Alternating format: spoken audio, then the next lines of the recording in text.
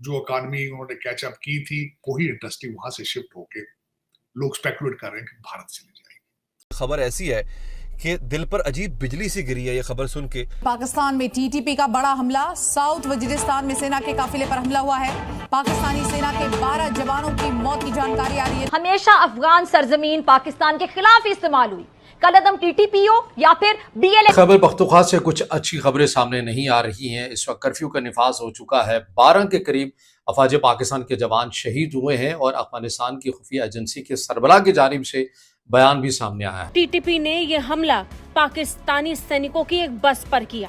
तालिबान किसी की समझने को तैयार ही नहीं है। अभी सागडार और चाइनीज फॉरेन मिनिस्टर अफगानिस्तान में थे और हफ्ता भी नहीं गुजरा हमला कर। ना सिर्फ हिंदुओं के बल्कि क्रिश्चियंस के भी हालात बहुत खराब दिया। परसेप्शन बन चुकी है कि पाकिस्तान को सफा हस्ती से हमने मिटाना है। ग्राउंड जो बलूचिस्तान के अंदर हो रहा है वो क्या है? वो ये है कि डॉक्टर मारंग बलोच साहिबा को अभी 1-2 दिन पहले अदालत में पेश किया गया। ये बात सही है कि हम दूसरों की जंगें लड़ते रहे और उससे दहशतगर्द जो है उनकी ये महफूज कमिंगा पाकिस्तान बन गई, खास तौर से चंद सूबे जिसमें पीपीके बलूचिस्तान जो है सर फहरिस्त है। और उसके बाद भारत के अंदर इस वक्त बंगालियों को सुना है होटलों में जगह नहीं दी जाती, लोग मकान किराए के नहीं दे रहे। जाहिर है वहां भी अनरेस्ट हो, वहां भी लोगों का रिटेलिएट तो करेंगे। आप अगर हिंदुओं के साथ बंगाल के अंदर आपने उनके साथ इस तरह करेंगे तो उसका रिटेलिएशन तो होगी, ये तो एक्शन है। खैबर पख्तूनख्वा की जो सूरत हाल है वो दिन ब दिन आपको मजीद कशीदा से कशीदा तर होती हुई ही जा रही है। अच्छा, अफगानिस्तान और हिंदुस्तान के दरमियान जो मरासिम है उसमें भी काफी बेहतरी और कुछ नई जहतें देखने को मिल रही हैं। डरावना ख्वाब बन चुकी है। एक तरफ सरहदों पर जाहिर टेंशन बढ़ रही है, दूसरी तरफ और इसके साथ ही अफवाज पाकिस्तान के जो जवान हैं 12 के करीब जवान ये शहीद हुए हैं। ये बहुत बड़ा नंबर है।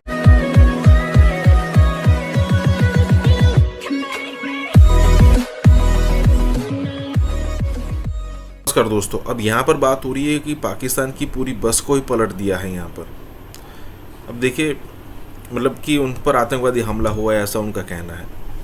अब देखिए, पाकिस्तान के अंदर सिचुएशन ये है कि बीएलए और टीटीपी का अगर आप देखो तो दोनों के बीच में गठजोड़ है और दोनों उस हिसाब से मतलब गठबंधन बना हुआ है उनका, और दोनों का ऐसा है कि दोनों सिंक्रोनाइज्ड वे में अब हमले करते हैं। बलूचिस्तान के अंदर भी हमला होगा, वहाँ पर भी दूसरा भी हमला होगा, तीसरा भी होगा।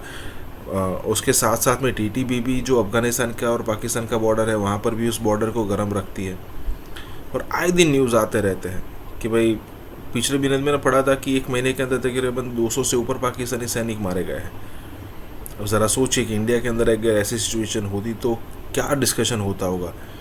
पॉलिटिकल पार्टी इतनी प्रेशर में होती, ऑपोजिशन चढ़ जाती उन पर, लेकिन पाकिस्तान के अंदर कोई डिस्कशन नहीं है, क्योंकि ग्राउंड लेवल के जो सैनिक हैं ना उनका कोई लेना देना ही नहीं है पाकिस्तान के साथ, वो बस मरते रहेंगे।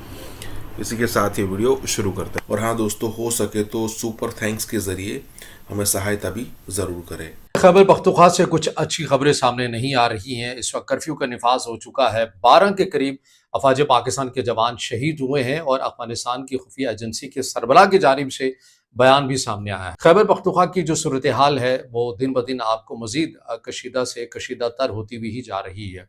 पहले जो पैटर्न हमें कलदम टीटीपी या मुसल्ला गिरोह इनका नज़र आया करता था वो फ़कत कबायली बेल्ट तक ही महदूद था, मगर हम अब देखते हैं कि बाजूड़ की हद तक या बनू की हद तक या जो मेन जो मरकज़ी अजला हैं वहाँ तक इनकी जो कार्रवाइयाँ हैं वो आपको बढ़ती हुई नज़र आ रही हैं। DGISPR की जानिब से जो भी ताज़ा तरीन जो बयान सामने आया है उसमें बताया गया है। इसके अंदर जो अफसोसनाक खबर सामने आ रही है जो मामले की मज़ीद नज़ाकत को और उसकी हसासियत को उजागर करती है वो ये कि सरकारी सतह के ऊपर इस चीज़ को एडमिट किया गया, यानी DGISPR की जानिब से जो बयान दिया गया कि अफवाज पाकिस्तान के जो जवान हैं 12 के करीब जवान ये शहीद हुए हैं। ये बहुत बड़ा नंबर है। इससे पहले हमने देखा कि जून 2025 में शुमाली वज़ीरिस्तान या मीर अली की अगर हम बात करते हैं तो वहाँ पर जो एक कार्रवाई के जरिए हमारे जो 13 जो जवान थे वो शहीद हुए थे। फिर इससे भी एक और बड़ा नंबर हमें दिसंबर 2024 के अंदर भी मिलता है, और उसके बाद पाकिस्तान की जानिब से अफगानिस्तान के अंदर जाकर कार्रवाई भी की गई थी, क्योंकि पाकिस्तान ने ये वाज़ेह तौर पर कहा था कि ये जो कार्रवाई की गई है और हमारे जवान बड़े पैमाने के ऊपर शहीद हुए हैं, इनकी तमाम तर जो मनसूबाबंदी, जो मास्टरमाइंड थे, वो अफगानिस्तान में बैठे हुए थे। अभी की जो कार्रवाइयाँ बैक टू बैक हो रही हैं, इनके भी जो ताने बाने हैं, वो पाकिस्तान के पास वाज़ेह सबूत हैं कि ये अफगानिस्तान के अंदर इनके मास्टरमाइंड बैठे हुए हैं, सहूलतकारी वहाँ से होती है, वसाइल वहाँ से दिए जाते हैं, और पाकिस्तान के अंदर ये दरअंदाज़ी करते हैं, ऐसी कार्रवाइयाँ करते हैं। चूँकि डीजी ISPR की जानिब से भी जो स्टेटमेंट जारी की गई, उसके अंदर भी वाज़ेह किया गया कि अफ़गान अबूरी हुकूमत अपनी ज़िम्मेदारियों को पूरा नहीं कर रही है, और इन कार्रवाइयों के अंदर जो ज़्यादातर अफराद निशाना बंद रहे हैं, जो इन कलदम तंजीमों का हिस्सा है, उनमें मेजॉरिटी अब आपको अफ़गान शहरियों की मिल रही है।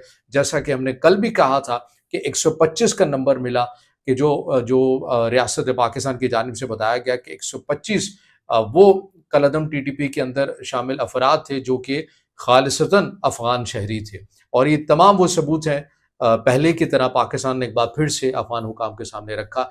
मगर जो अफ़गानिस्तान के खुफिया एजेंसी के सरबराह हैं, उनकी जानिब से जो स्टेटमेंट दी गई है, मैंने वो भी आपके सामने रखनी है। लेकिन पहले खैबर पख्तूनख्वा की सूरत हाल के ऊपर मज़ीद डिस्कस कर लेते हैं कि जो उस वक्त बन्नू की सूरत हाल है, यहाँ पर 2 दिन के लिए कर्फ्यू का निफाज कर दिया गया है।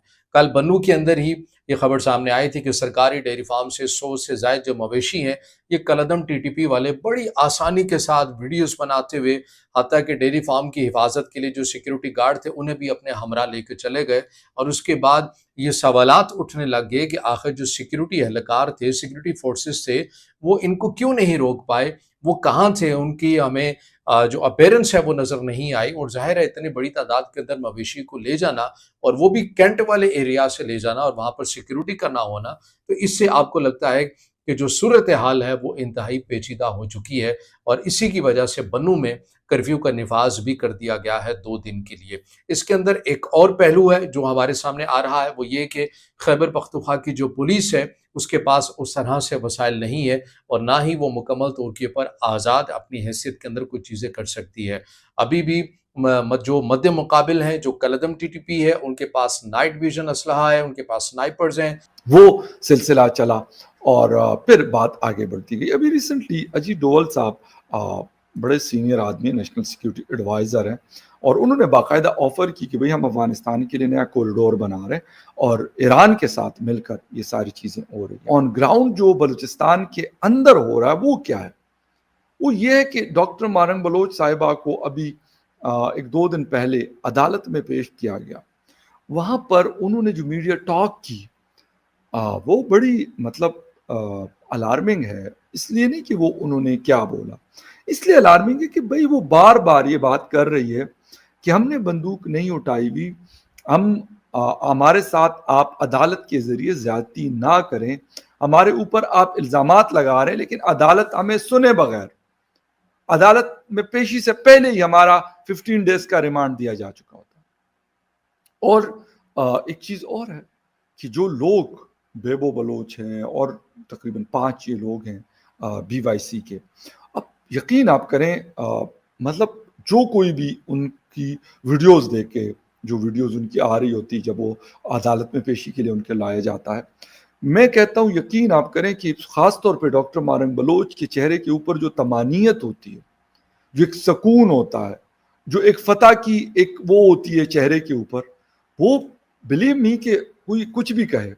हमारे बहुत सारे लोग जिसे कहते हैं कि हमारे हुकूमती लोग कहते हैं जी दहशतगर्द फलां फलां फलां, वैसे बाय द वे गद्दार, दहशतगर्द, ये बड़ा एक जिसे कहते हैं ना कि एक रूटीन मैटर बना दिया गया। किसी के बात से आपको इख्तलाफ है, आप कहते हैं ये तो